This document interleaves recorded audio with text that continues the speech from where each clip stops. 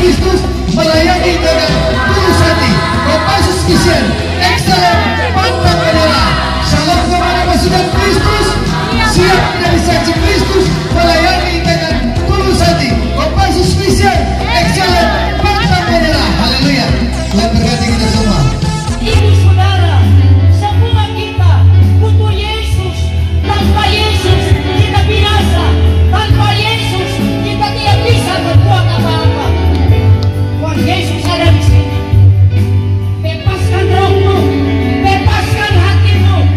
Biar dia jamah kau hari ini, saat ini. Yesus mengasihi dan serahkan semuanya hanya kepadamu Roh Kudus. Roh Kudus ambil alih pemerintahan firman ini di dalam nama Yesus. Haleluya. Amin. Shalom Bapak Ibu Saudara.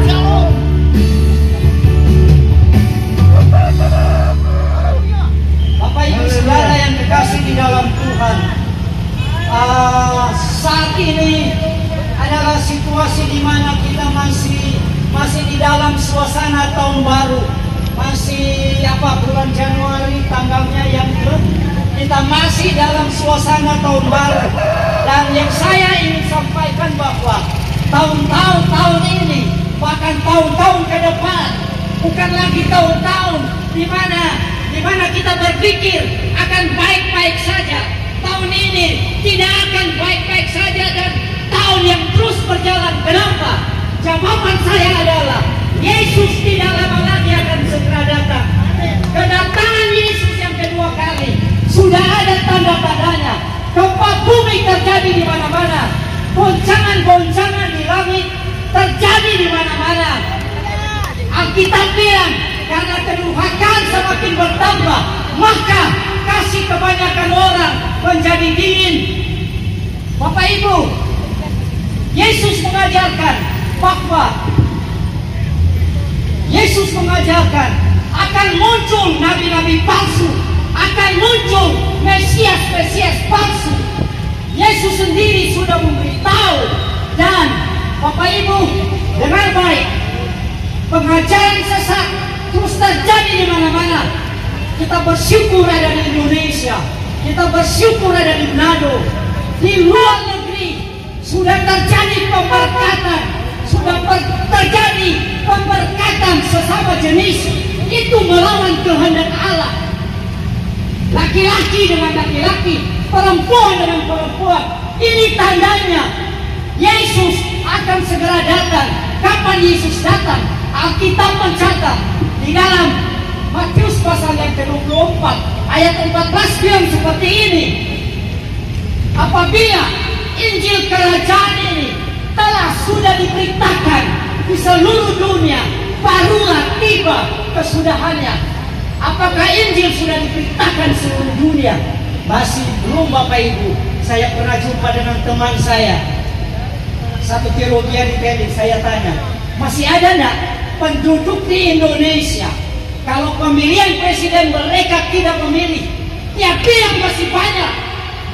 Saya pernah jumpa dengan pemuda dari Papua, dia dari Merauke. Saya tanya, dia bilang sama saya, di Merauke ada dua suku yang belum terjamah, yang belum pernah dengar nama Yesus, belum pernah dengar nama Yesus.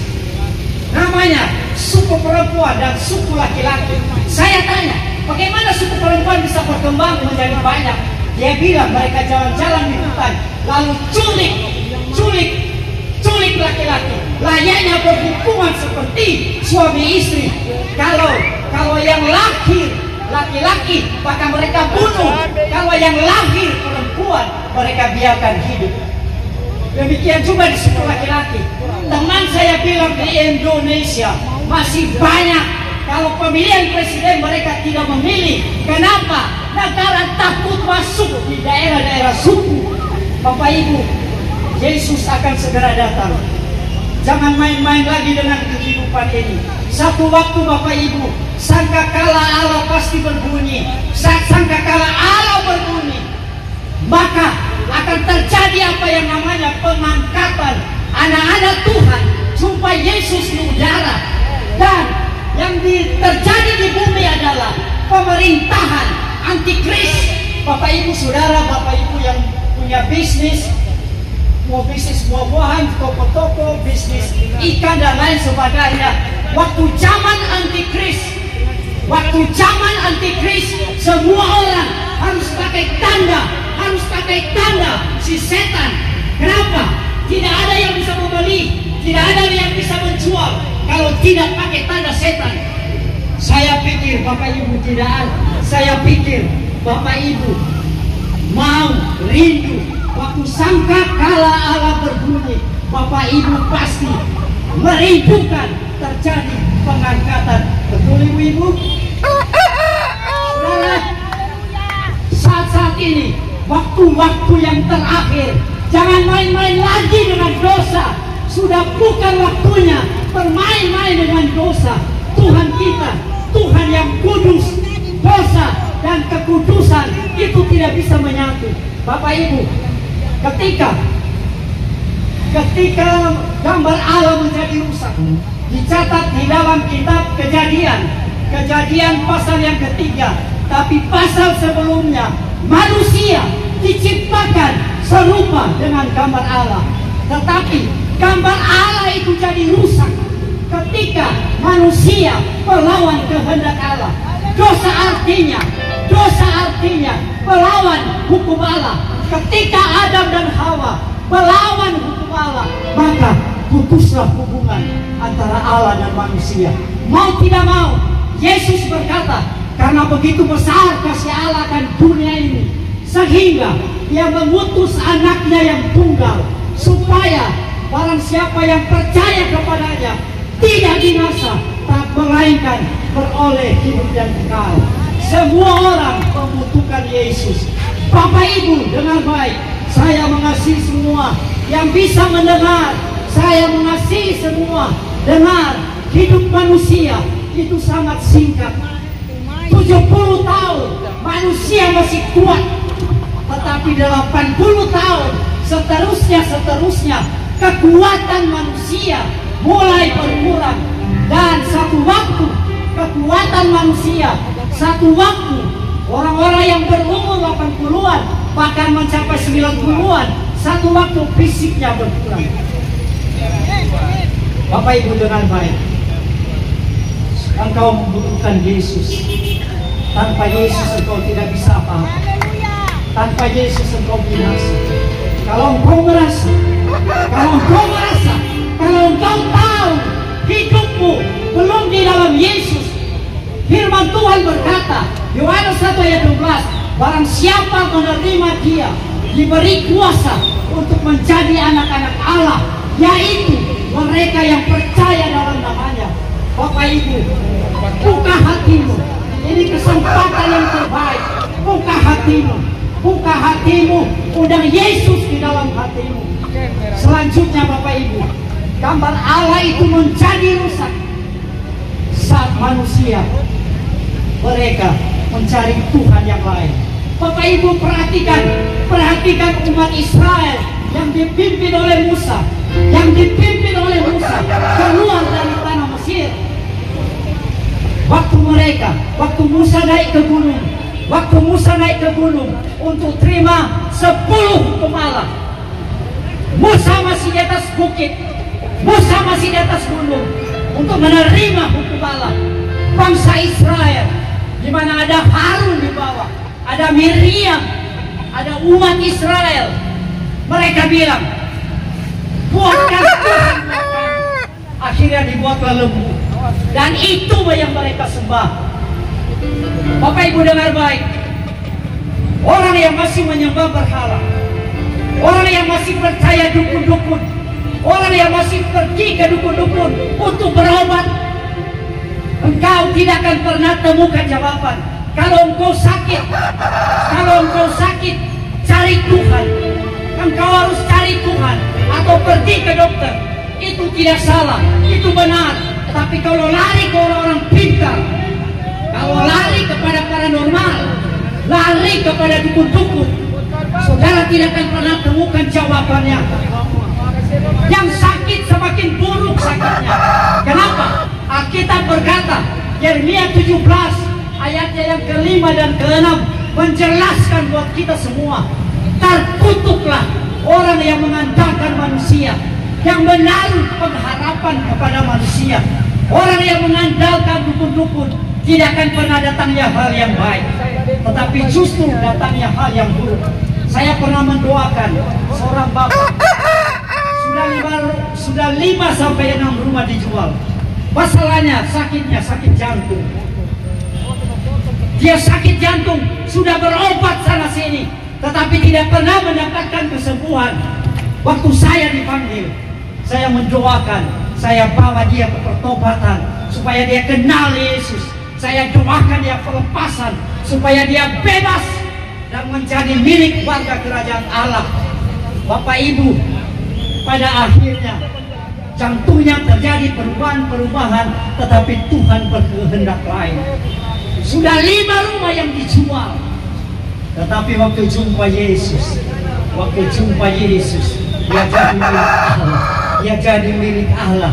Bapak Ibu, yang kedua, gambar Allah jadi rusak. Gambar Allah jadi rusak. Oleh karena apa? Manusia hidup di dalam kebencian.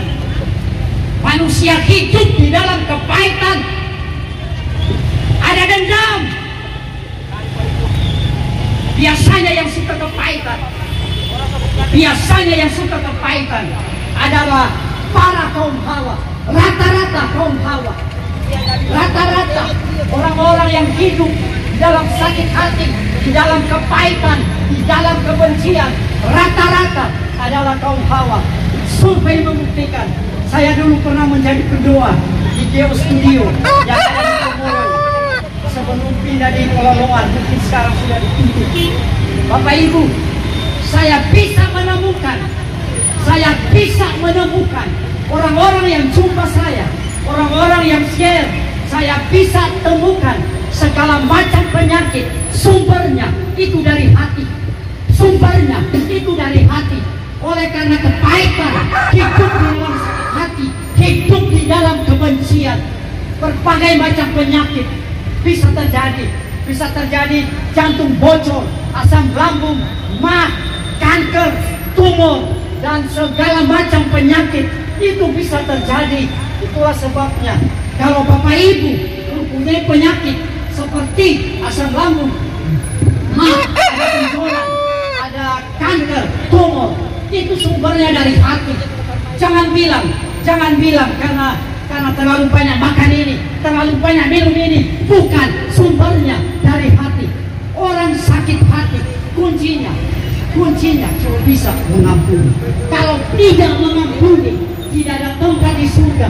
Alkitab bilang, firman Tuhan bilang, 1 Yohanes 1 ayat 13, 1 Yohanes 3 ayat 15 berkata seperti ini. Pembenci sama dengan pembunuh. Tidak ada pembunuh atau pembenci yang mendapatkan bagian hidup yang kekal. Artinya orang yang hidup di dalam kepahitan, orang yang hidup di dalam kebencian, orang yang hidup menyimpan terus-menerus kesalahan orang sampai dia mati. Kalau seperti ini terus, dengar baik, tidak ada tempat di sini. Itu Alkitab yang bilang, bukan Remego yang bilang. Alkitab. Bapak Ibu, waktu ini waktu yang terakhir, saya rindu mendoakan. Mungkin ada sakit bawaan, mungkin ada sakit penyakit di dalam tubuh, mungkin asam lambung dan penyakit yang lain. Saya rindu mendoakan buat Bapak Ibu. Letakkan saja tangan kananmu di bagian yang sakit. Letakkan tangan kananmu di bagian yang sakit. Kami mau mendoakan. Biar teman-teman kami siap mendoakan Bapak Ibu. Bapak Ibu, mari engkau yang mengikuti siaran ini, engkau yang mengikuti berita firman ini, Tundukkan kepalamu, ikuti doa saya. Tundukkan kepalamu, ikuti doa saya.